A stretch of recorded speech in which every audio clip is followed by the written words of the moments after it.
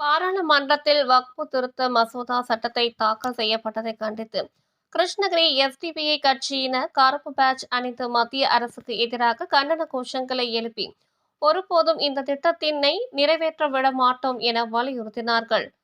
கிருஷ்ணகிரி புதிய பேருந்து சிலை அருகில் மத்திய அரசு பாராளுமன்றத்தில் வக்ஃபு திருத்த மசோதா சட்டத்தை தாக்கல் செய்யப்பட்டதை கண்டித்து கிழக்கு மாவட்ட எஸ்டிபிஐ கட்சியினர் கருப்பு பேட்ஜ் அணிந்து மாபெரும் கண்டன ஆர்ப்பாட்டத்தில் ஈடுபட்டனர்.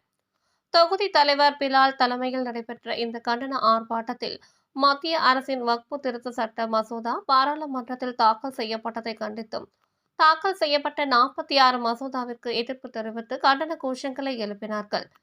மேலும் இந்த கண்டன ஆர்ப்பாட்டத்தின் போது சிறப்பு அழைப்பாளராக எஸ்டிபிஐ கட்சியின் கிழக்கு மாவட்ட தலைவர் அஸ்கர் அலி, ஜம்இயத் உலமா மாவட்ட தலைவர் அல்தாப், மாவட்ட செயலாளர்கள் அகமத் சித்திக், ஜாவித் பாஷா, மாவட்ட துணைத் தலைவர் பக்ருதீன், மாவட்ட செயற்குழு உறுப்பினர் சதாம் உசேன் உள்ளிட்ட பலர் கலந்து கொண்டு மத்திய அரசுக்கு எதிரான கண்டன உரையாற்றியதோடு பள்ளி வாசல்கள், தர்காக்கள், கபஸ்தான்கள் ஆகியவற்றினை விட்டுத்தர மாட்டோம் என்று தங்களது எதிர்ப்பினை பதிவு செய்தனர்.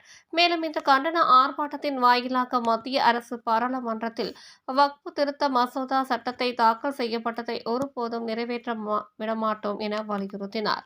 மத்திய அரசு இன்றைய தினம் பாராளுமன்றத்திலே வக்ஃபு திருத்த சட்டம் என்ற ஒரு சட்ட மசோதாவை தாக்கல் செய்திருக்கிறது. அந்த வக்ஃபு திருத்த சட்ட மசோதா என்பது முஸ்லிம்களுடைய அடிப்படை உரிமைகளை பறிக்கக்கூடிய ஒரு சட்டமாகத்தான் நாங்கள் பார்க்கின்றோம்.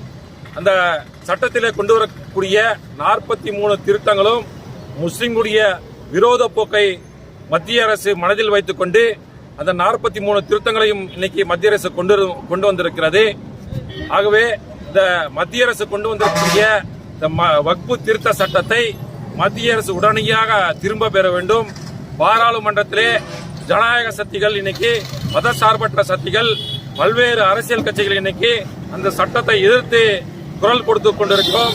அந்த குரல்களை எல்லாம் மத்திய அரசு காதில் வாங்காமல் தான் தோன்றித்தனமாக முஸ்லிம் விரோத போக்கை எண்ணிக்கொண்டு இந்த சட்ட மசோதாவை அறிமுகம் செய்திருக்கின்றது. இன்னைக்கு social democratic party of India SDPI கட்சி இந்திய தேசியம் முழுவதும் இந்த சட்டத்தை எதிர்த்து மிகப்பெரிய அளவிலே நாடு தழுவிய அளவிலே மிகப்பெரிய போராட்டத்தை கையில் எடுத்து வந்து கொண்டிருக்கிறோம்.